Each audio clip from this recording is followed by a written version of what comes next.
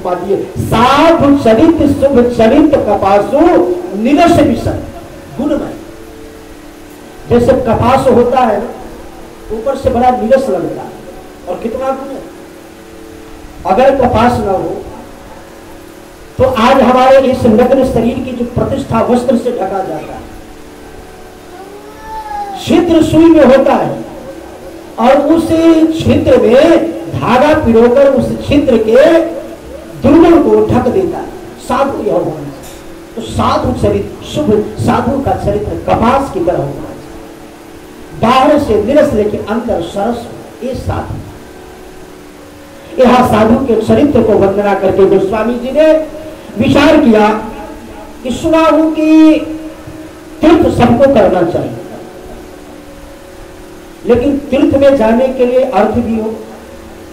अच्छा, भगवान ने अर्थ भी दिया है, और तन सुखी ना हो तो, शरीर में बल ना हो तो आप जा सकते। धन भी है लेकिन शरीर तन सुखी नहीं, चलने की समर्थता नहीं है, आप नहीं जा सकते। और जब आप जाओगे नहीं तो प्रयाग, जो तीर्थराज प्रयाग है, आप वहां कैसे गोता लगाएंगे? तो गोस्वामी जी की बहुत वेदना थी और बड़ी महापुरुष ने कृपा किया आप सबको। बोले कहीं जाने की जरूरत नहीं, शरीर में बल न हो, धन भी न हो, इसलिए मैं तुम्हें कहीं जाने की जरूरत नहीं। वहां जाने के बाद भी, स्नान के बाद भी क्या फल मिले इसकी कोई गारंटी नहीं, कोई लिखित नहीं है। लेकिन मैं एक ऐसा चलता फिरता संगम तुम्हारे दरवाजे पर मैं ला रहा हूं कि तुम्हें केवल उसमें गोता लगा लो, तुम कहीं जाने की जरूरत नहीं, केवल गोता लगा लो। मुद मंगल में, और वह कौन है? बोले मुद मंगल में संत समाजू, ये संतों का समागम ही वो तीर्थराज प्रयाग है।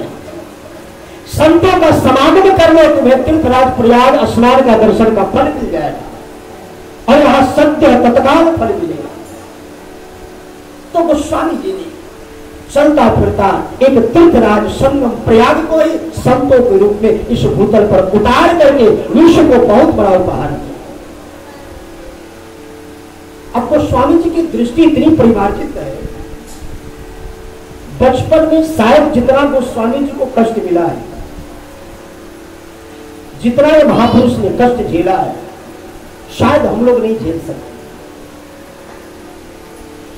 3 दिनों में, सप्तमी की रात्रि में गोस्वामी जी इस भूतल पर प्रकट हुए, आश्विन शुक्ल सप्तमी, और एकादशी के दिन ही उनको जन्म देने वाली माता तुलसी संसार से विदा हुई। जन्मदात्री मां का छाया छिन गया। बचपन में चूंकि जन्म लिए थे तो राम राम बत्सो नाक मौसू था, शंख की ध्वनि सुनाई पड़ी थी, इसलिए आत्मा राम दुबे जी को हो गया था। वहां के पुरोहितों ने कहा था, हे पंडित जी, ऐसे बालक अनिष्टकारक होते, राक्षस होते, 3 दिनों तक प्रतीक्षा करो, तब फिर आगे का संस्कार हो। 3 दिनों से ज्यादा अगर जीवित रह गया तब तो कोई महापुरुष है, और अगर 3 दिनों में समाप्त हो गया तो कोई राक्षस है।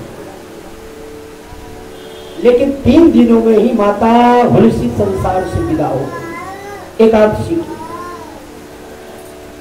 तुलसी माता को मालूम था कि संसार के मतलबी मेरे बालक को जीवित रहने नहीं देगा। अच्छा, मां को जितना वात्सल्य होता है तो बालक कैसा भी, कुपुत्र क्यों ना, खंजर से वह मयान से तलवार निकाल के अगर मां के कलेजा भी निकाले कोई पुत्र, फिर भी मां का ऐसा वात्सल्य हृदय होता है, वो कहती खुश रहो मेरी मां, कभी बदुआ नहीं देती। तो मां होती है। जब गोस्वामी जी लेखन कर रहे थे मानस, तो एकक बचपना आ रहा था, इसलिए गोस्वामी जी ने जो लिखा है मानस में वो पूरी उनकी जीवन की घटना है, पूरी जीवन की घटना। माता तुलसी ने दासी चुनिया को विदा कर दिया, मेरे बालक को ले जा, और हरिपुर ग्राम में जाकर के दासी चुनिया के द्वारा पालन को 5 वर्षों तक हुआ, 5.5 वर्षों। लेकिन 5.5 वर्ष की अवस्था में पालन पोषण करने वाली दासी चुनिया भी संसार से विदा हुई। सम के शरीर के पिता कहलाने वाले आत्माराम दुबे भी गोस्वामी तुलसीदास को जो बचपन के नाम बोला थे स्वीकार नहीं करना पसंद। ऐसे अनिष्ट कारक बालक को मैं मुख नहीं देखना चाहता हूं जो 3 दिनों में हमारी धर्मपत्नी को छीन लिया। एतत् स्मरण था गोस्वामी जी को। यदि हाथ हमारे धर दे कोई 4 चने की दान। श्री गोस्वामी जी 5 वर्ष की अवस्था में दर ठोकर खाते पीले, कभी उस दरवाजे पर कभी उस दरवाजे पर, भैया 4 दिनों का भूखा, एक रोटी का टुकड़ा नहीं तो एक चना का दाना रखा। लेकिन सारे यह संसार के खल मतलबी श्री गोस्वामी तुलसीदास जी को ठोकर, अरे बालक हट जा, तो अनिष्ट कारक है, जिसके सामने तुम आते हो वही संसार से उठ जाता है, हट जा दरवाजे। जिस मार्ग से गोस्वामी पाद निकलते बचपन में सब दरवाजा बंद कर दे, हट जा हट जा, ए तुलसी का बेटा, तुलसी आ रहा है, राम बोला रहा है। लेकिन गोस्वामी जी होते, आज गोस्वामी जी का तरह दूसरा होता अगर, तो प्रतिशोध की भावना में साधु प्रतिशोध नहीं रखता है किसी का, किसी से ईर्ष्या नहीं रखता है, बदले की भावना, वो ऐसा क्या तो मैं भी करूं, साधु बदले की भावना नहीं रखता। तो गोस्वामी जी को जो खलों ने बचपन में परेशान किया, एक देखो गोस्वामी जी के हाथ दृष्टि, गोस्वामी जी ने उन खलों को भी वंदना किया और कहा, हे इस विश्व के और लोगों को तो एक बार वंदना किया, गोस्वामी जी ने युगल वंदना किया, बंदो संत असज्जन चरण। हे बचपन के अगर आप खल दुष्ट, अगर आप मेरे को ठोकर नहीं मारते तो आज शायद उसी संसार में मैं भटकता रहता। आपने जो ठोकर मारा उसका परिणाम आज यह मिला कि मैं आज उस परमात्मा की गोद में बैठा। इसलिए गोस्वामी जी ने यहाँ कहते बहु बंद खल गण सत भाए, मैं उन खलों को भी प्रणाम करता। ये गोस्वामी जी की दृष्टि है। इसलिए गुरु कृपा से उनकी दृष्टि में दोष विकास कभी भी किसी में दोष नहीं देखा, उन खलों को भी प्रणाम। ऐसा दृष्टि ऐसा व्यक्तित्व किसी महापुरुष ने, खलों को भी प्रणाम। और की बात सुनो, गोस्वामी जी कहते हैं, श्री राम में सब जग जानी, करम प्रणाम जोर चुपा। ये दृष्टि गोस्वामी जी, और केवल कहा नहीं गोस्वामी जी, ईशावास्यमिदं जगत्याम जगत, जड़ चेतन जितने विश्व के प्राणी थे सबको सीताराम जी के भाव से सबको प्रणाम। और सबको प्रणाम में प्रथम गोस्वामी जी ने श्री वेदव्यास भगवान को प्रणाम किया। ये प्रथम कवि है। वेदव्यास भगवान से प्रभावित गोस्वामी जी एक बात पर हुए। गोस्वामी जी ने देखा कि श्री वेदव्यास भगवान से पूछा गया, आपने 18 पुराणों की रचना की, उसमें श्रीमद् भागवत महापुराण भी है, अन्य पुराण है, लेकिन इतने महापुराणों की रचना का परम फल क्या, उद्देश्य क्या है, सार क्या है? और इसीलिए गोस्वामी जी ने प्रथम यहां वेदव्यास भगवान को रख रहे हैं और इसको फिर अपने मानस में प्रतिपादन भी किया गोस्वामी तुलसीदास जी। श्री वेदव्यास दोनों भुजा उठाए और कहा कि मेरे द्वारा जितने पुराणों की रचना हुई वो सबका सार केवल 2 है, जो ठीक से मेरे पुराणों को समझ लिया। और अगर ये 2 सिद्धांत किसी भी जीवात्म चेतना के घट में नहीं उतरा तो चाहे कितना भी पुराण सुने कोई मतलब नहीं। ये 2 सिद्धांत पूरे सार ये सभी पुराणों का। अष्टादश पुराणेषु व्यासस्य वचन द्वय, 2 वचन। प्रथम परोपकारः पुण्य। प्रथम एक है कि जीव मात्र के परोपकार की भावना हो। और दूसरा पापाए पर पीड़ा, पर पीड़ा सब अगन अगन। जीव मात्र को मन से, वचन से, कर्म से भी किसी को पीड़ा न हो। ये सारा सार, ये सभी पुराणों का निचोड़ व्यास जी ने रखा। ये सिद्धांत जिसके मन में आ गया कि हमसे किसी जीव मात्र को पीड़ा न हो और जीव मात्र को केवल कल्याण हो, उपकार हो। तन दिया है तो तन से सेवा हो, मन दिया है तो मन से किसी की तृप्ति शांति मिल जाए, इसका सदुपयोग। एक दोषा, इसलिए गोस्वामी जी ने प्रथम यहां श्री वेद व्यास भगवान आप प्रणन्मय महापुरुष, और प्रथम यहां कहते हैं कि आप सभी कवियों में श्रेष्ठ, हे वेद व्यास भगवान मैं आपको प्रणाम करता हूं। अब दृष्टि देखो, अतीत में गोस्वामी जी के पहले जितने हो गए, वर्तमान में जो समकालीन थे और आगे अभी तक आगे जा रहे, जब तक ये ब्रह्मांड पृथ्वी, ऐसा कोई होगा?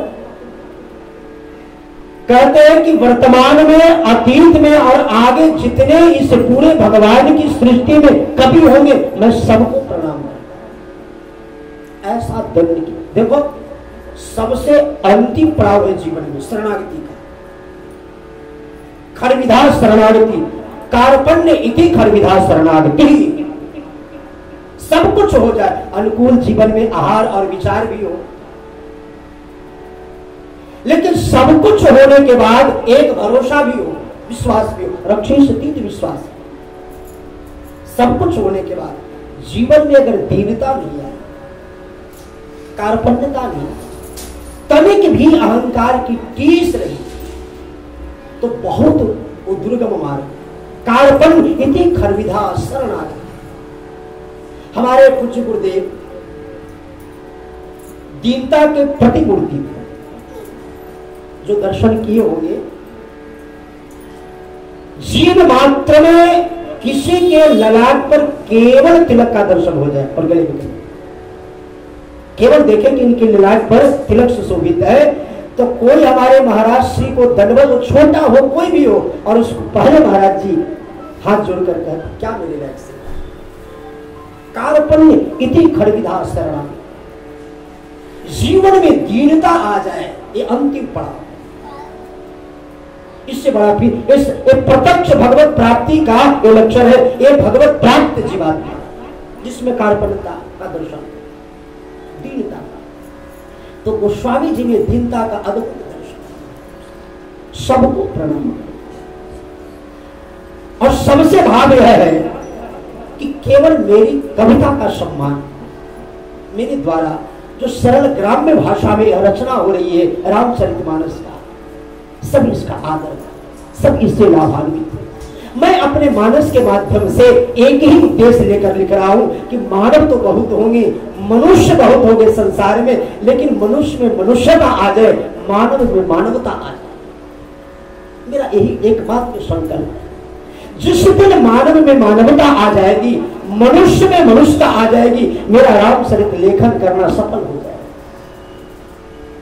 आगे बढ़े और अपने पूर्व जन्मों को बाबा स्मरण किया। महर्षि वाल्मीकि सारे वेदों को, लोक पितामह ब्रह्मा जी को, श्री माता देवनदी गंगा और यमुना जी को प्रणाम करके अब बाबा श्री गोस्वामी जी कहते हैं, गुरु पिता किस रूप स्वीकार करोगे?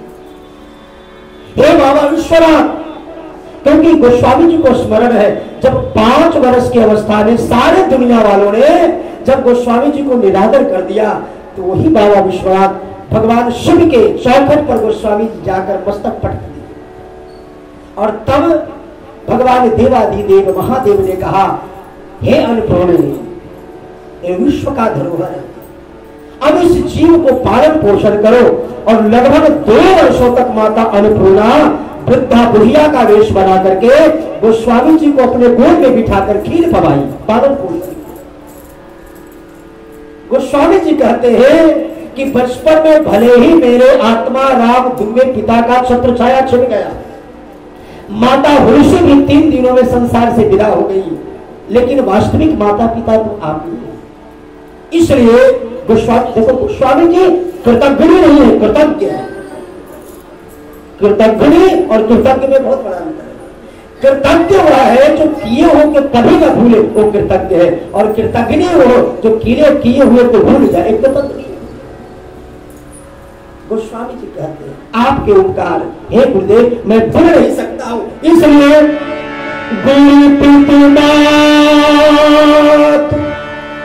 महेश भवानी प्रणव दीन बंधु दीनदान, मैं आपको प्रणाम करता हूं।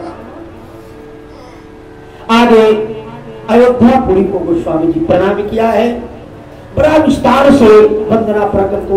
जिस भूमि पर भगवान का प्राकट्य, वो अवतार भूमि अयोध्या को प्रणाम। और की बात छोड़ो, अयोध्या में निवास करने वाले सभी धामवासियों को प्रणाम।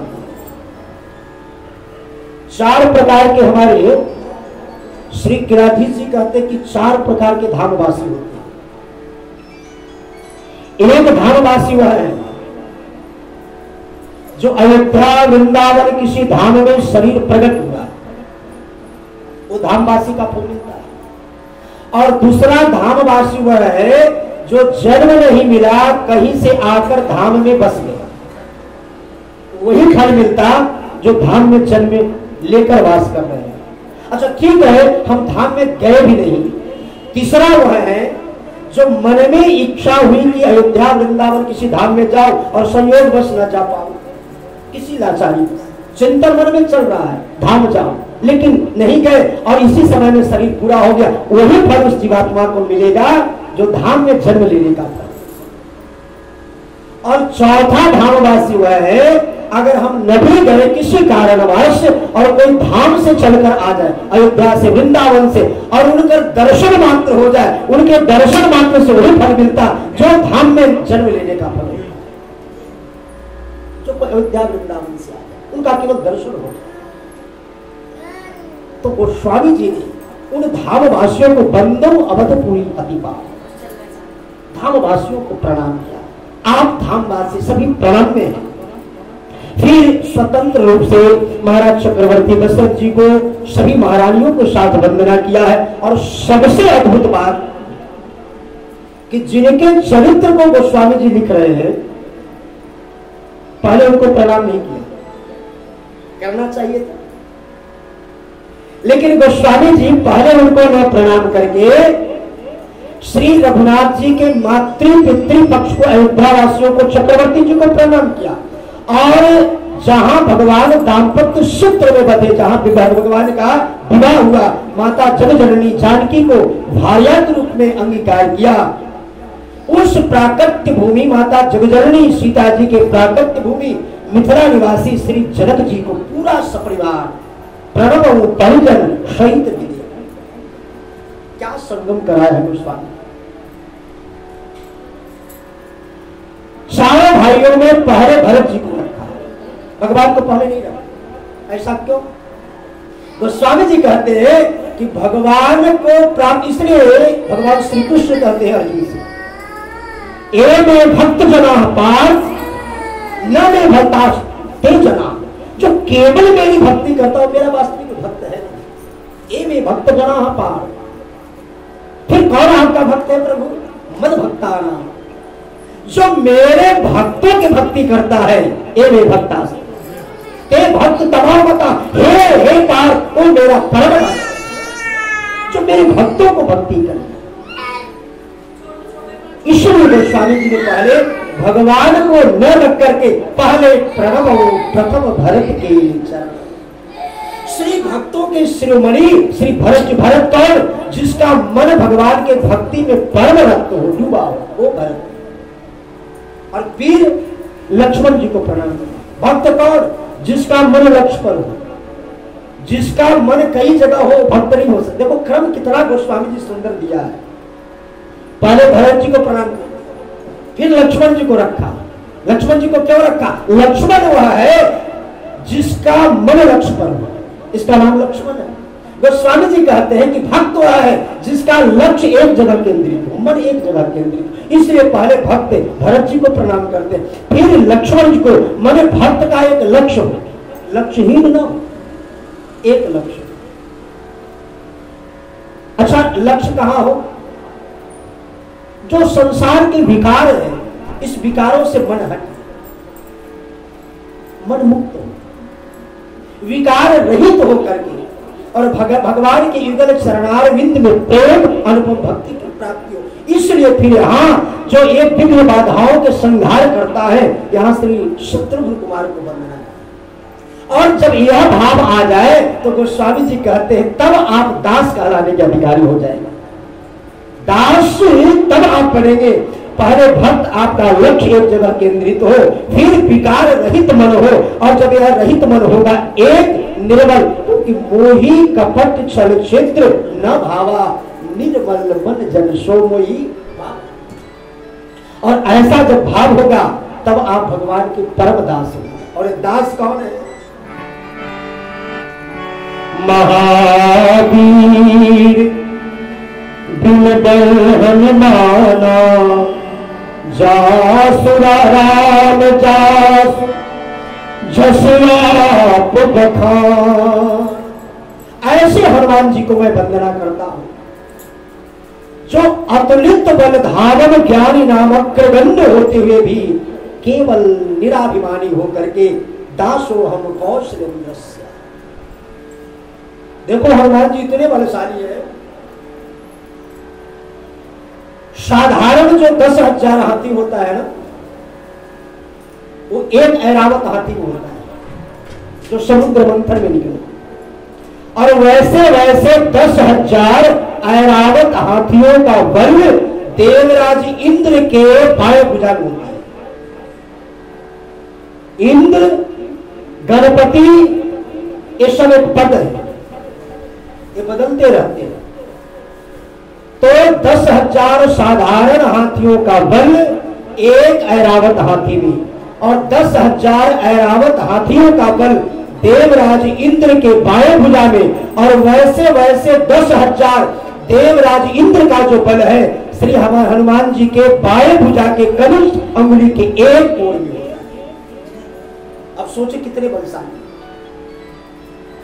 ऐसे अतुलित बल ज्ञानी नाम अग्रगण्य श्री हनुमान जी कहते हैं कि दासो हम कौशलेन्द्रस्य।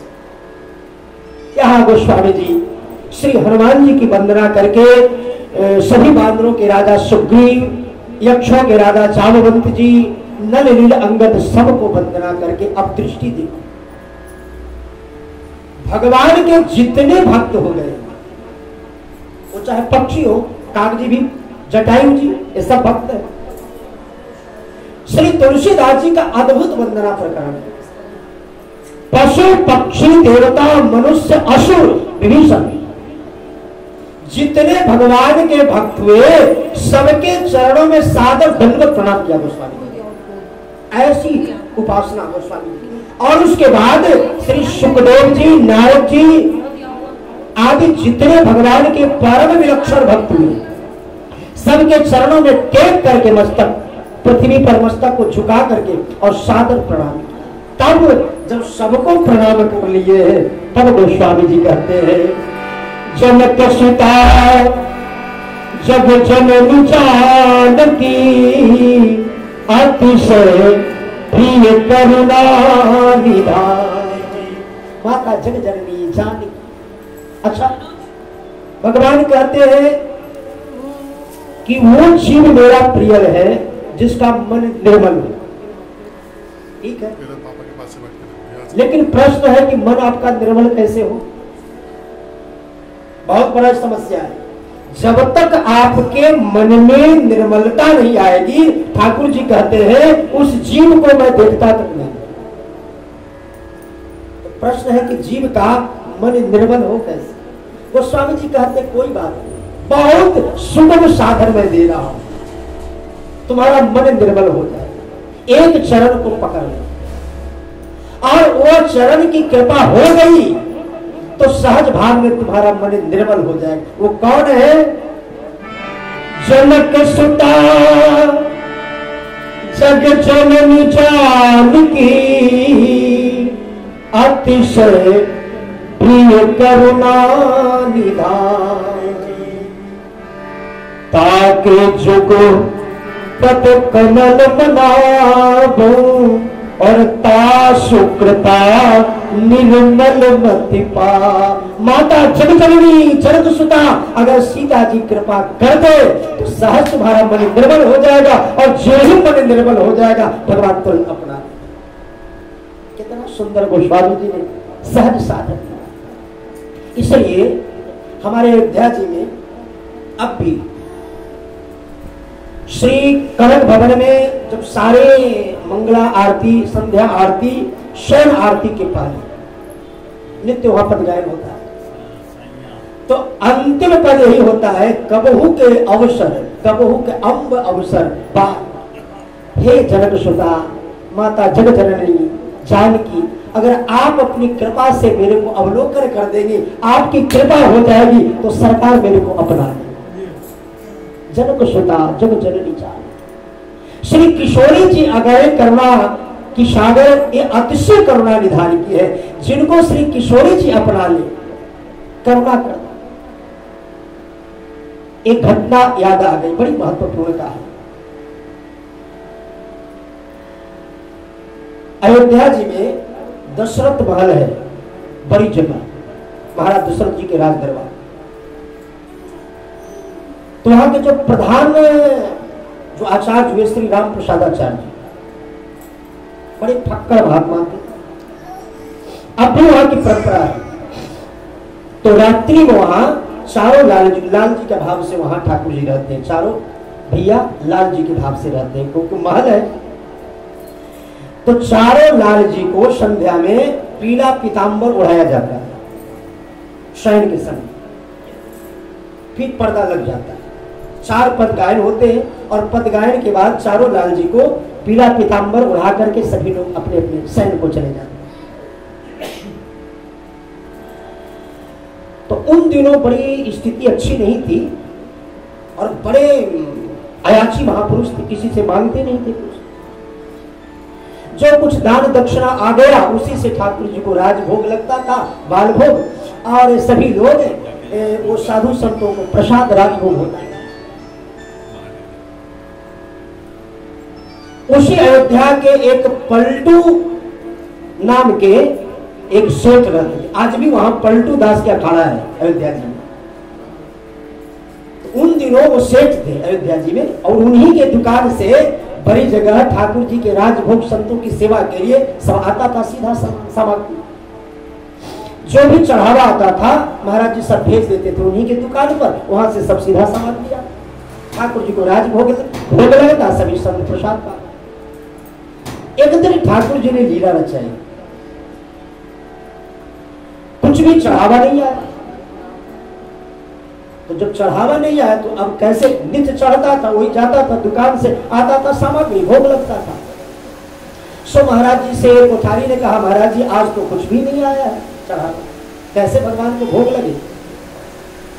तो महाराज जी ने कहा कोई बात नहीं है, जाओ पलटू सेठ के यहाँ और कहना कि महाराज जी ने मंगवाया है राशन। तो महात्मा गए, पलटू सेठ ने कहा कि हमारा उनका तो नगदी लेन देन होता है, उधार खाता तो मैं चलाता नहीं, जाओ कह दो कि मैं उधार नहीं दूंगा। कोई बात, संत किसी भी परिस्थिति में दुखी नहीं होते। तो श्री महाराज जी ने कहा कि जैसी हमारी ठाकुर लाल जी की इच्छा, कोई बात नहीं। तो कोठारी को कहा कि ऐसा करो, भगवान भूखे तो सोएंगे नहीं, एक गिलास जल ले आओ। और जल लाया गया, और जल में तुलसी डाल करके और महाराज जी चारों लाल जी को भोग लगा दी। प्रभु प्रति वस्तु को आप स्वीकार, और सभी जितने महात्मा थे सभी लोग जल पी पी के सो, क्योंकि कुछ आया नहीं था, भगवान को भोग कैसे। रात्रि बेला में क्योंकि नियम था वहां का, तो संध्या में दिन भर के भूखे थे, महाराज जी कुछ पाए नहीं थे, जल था कुछ को, तो संध्या बेला में कुछ नहीं तो संध्या बेला में भी एक गिलास जल मंगाया गया और तुलसी दल डाल करके चारों लाल जी को भोग लगाया, आरोग्य प्रभु। और सभी महात्मा जल पी करके आसन पर चले। नित्य का नियम था, महाराज जी वो पद गा करके लाल जी को पीला पीतांबर उड़ा करके और तब शयन करने जाते। चारों लाल जी को अश्रुपूरित नेतृत्व से जैसी आपकी प्रसन्नता लाल जी, और ओढ़ा करके जल पिला करके और पीला पीतांबर ओढ़ा करके महाराज जी शयन करने चले। करीब 12 बजे रात अर्धरात्रि हुआ तो पलटू सेठ के दरवाजा पर 4 बालक आए और दरवाजा को खटखटा। पीला पीतांबर, उसमें गांठ में कुछ बते। तो अंदर से सेठ जी झल्लाए, कौन हो भाई रात्रि में? अरे सेठ जी दरवाजा को खोलो, हम बालक हैं, महाराज ने भेजा है। कौन महाराज? अरे वही आपके जहां से महाराज के वहां सामान यहां से जाता है, सामग्री। इतनी रात्रि में महाराज भेजा है। तो झल्लाते हुए दरवाजा जब खोला से तो देखा 4 बालक बड़े सुकोमल। भगवान के दर्शन करते ही उसकी बुद्धि बदल गई। चारों खड़े, चारों को बाहर अंदर लाए तो भगवान ने कहा कि सेठ जी ये महाराज जी ने और गांठ में वो सिक्का, चांदी के सिक्के बने थे पीले पीतांबर, उसको बांध कर किया। सेठ जी ये लीजिए, महाराज जी ने भेजा है। साथ सुबह में कुछ सामग्री मंगवाना था राजभोग के लिए, तो उधार आपने नहीं दिया, तो महाराज जी ने बोला है कि ले जाकर के सेठ जी को सब चुकता कर दो। अब तो ज्यों ही खोला तो सब सिक्के के, चांदी सब बने हुए थे सिक्के चांदी के। कहा महाराज जी दुखी तो नहीं, इतने सिक्कों को मैं क्या करूंगा? अरे सेठ जी रखो, जब तक बोले पूरा दुकान भी अगर उठाकर मैं दे दूं तो मैं चुकता नहीं कर पाऊंगा। महाराज जी ने इतना सिक्का कहां से भेज दिया? भगवान ने कहा वो तो भगवान ही आए थे चारों लाल जी। बोले कोई बात नहीं, जब तक स्थान चले आप सीधा सामग्री भेजते रहना, डायरी पर लिखते रहना, अपना हिसाब किताब करते। भगवान जब चलने लगे तो पीतांबर भी छूट गया शिव जी क्या। तो प्रातः बेला पुजारी जी जब पट को खोले तो नित्य चुकी चारों लाल जी को पीला पीतांबर उड़ाया जाता था, वह पीतांबर को था ही। दौड़ते हुए पुजारी जी आए, महाराज सरकार के लाल जी के आस्थान पर पीतांबर दिए। तो महाराज जी आए, पता नहीं कौन आया। अभी महाराज जी प्रार्थना ही कर रहे थे, तब तक सेठ जी पूरा गाड़ी भर के सामान, पलटू सेठ